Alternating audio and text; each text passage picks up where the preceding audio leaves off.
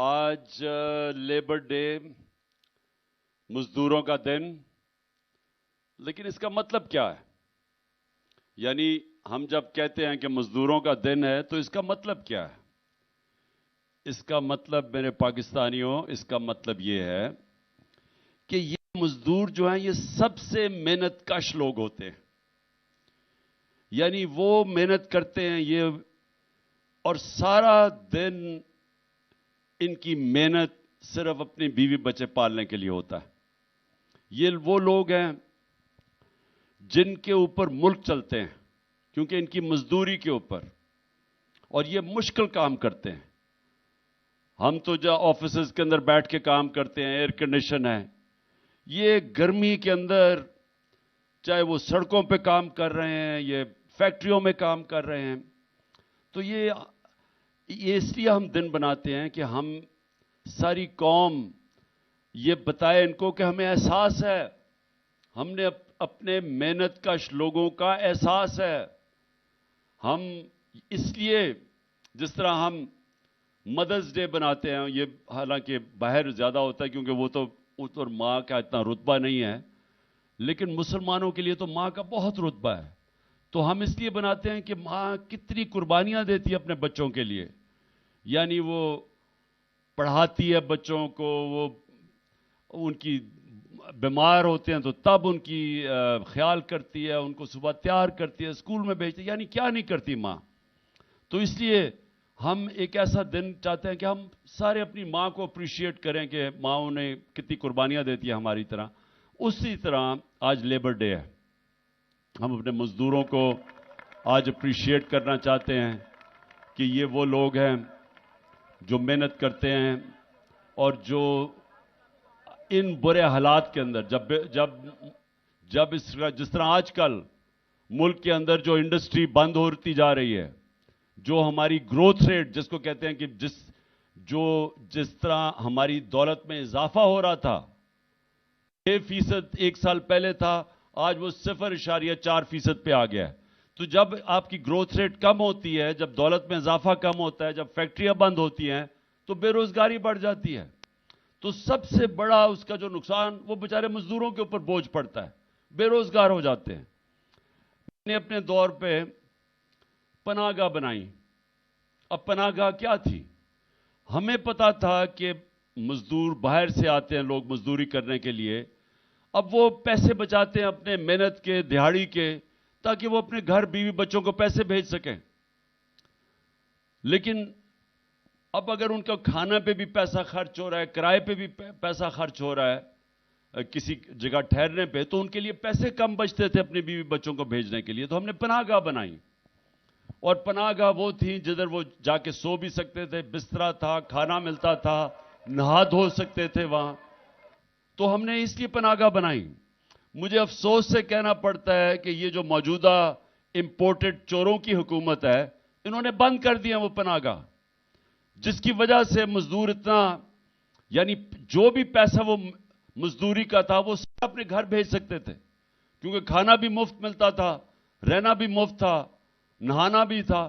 تو اس لیے میں صرف بتانا چاہتا ہوں کہ یہ وہ لوگ ہیں جو اوپر بیٹھے ہوئے ہیں جنہوں نے ہیلتھ کارڈ بند کر دیا ہے.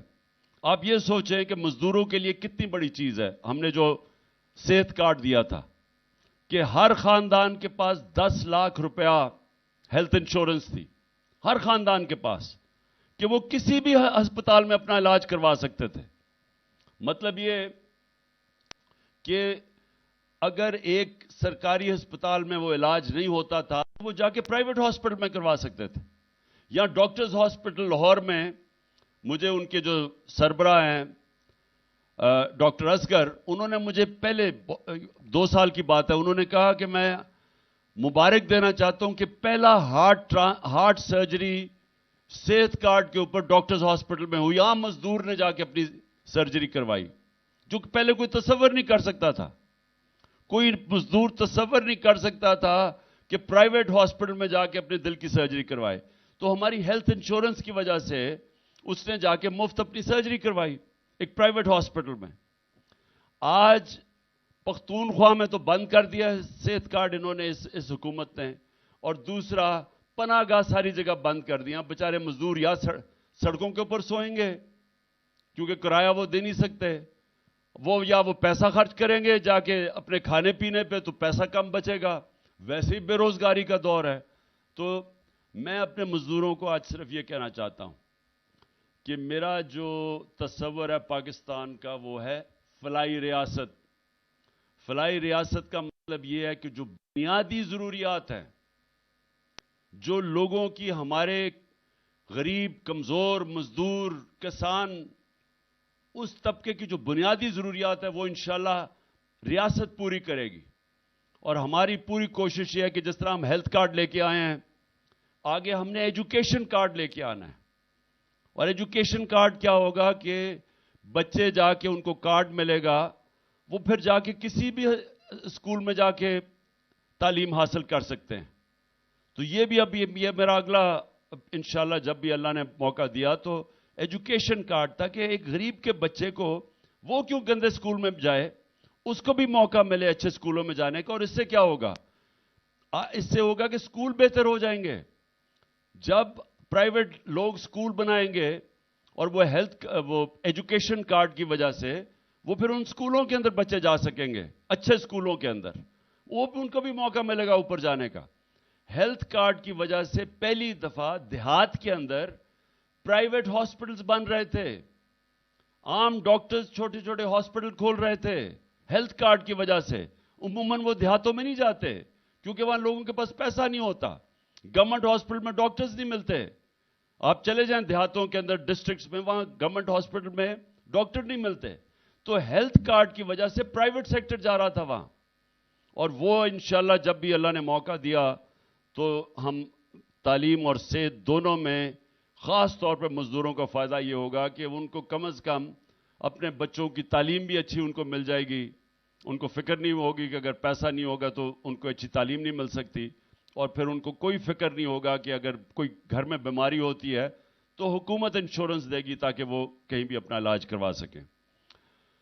अब कल इंशाअल्लाह मैं खुद लाहौर की रैली लिबर्टी मार्केट से इंशाअल्लाह 1 बजे हम वहां जमा होंगे और उधर से पैदल रैली हमारी जाएगी नासिर बाग। मैं अपने सारे मजदूरों को दावत देता हूं कि इसमें जरूर शिरकत करें, कल छुट्टी का दिन है।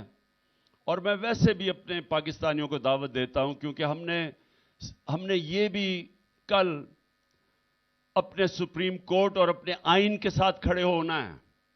ये जो कोशिशें हो रही हैं हमारे आइन को तबाह करने के लिए, ये जो इलेक्शन से भाग रहे हैं, ये वो लोग हैं कब्जा करके बैठे हुए मुल्क पे और डरे हुए हैं इलेक्शन से। इनको ये बताना चाहते हैं कि कौम इस वक्त जो आइन के मुताबिक इलेक्शन होने चाहिए, जो सुप्रीम कोर्ट ने फैसला किया, सारी कौम सुप्रीम कोर्ट और आइन के साथ खड़ी है। और आपने सब ने आना है मेरे साथ। मैं लीड करूंगा लाहौर से रैली। इंशाअल्लाह हम लिबर्टी से अपनी रैली शुरू करेंगे और दूसरी तरफ पिंडी से हमारी रैली शुरू होगी, वो शाह महमूद लीड करेंगे और असद उमर, और वो जाएंगे इस्लामाबाद तक, वो भी पैदल रैली होगी।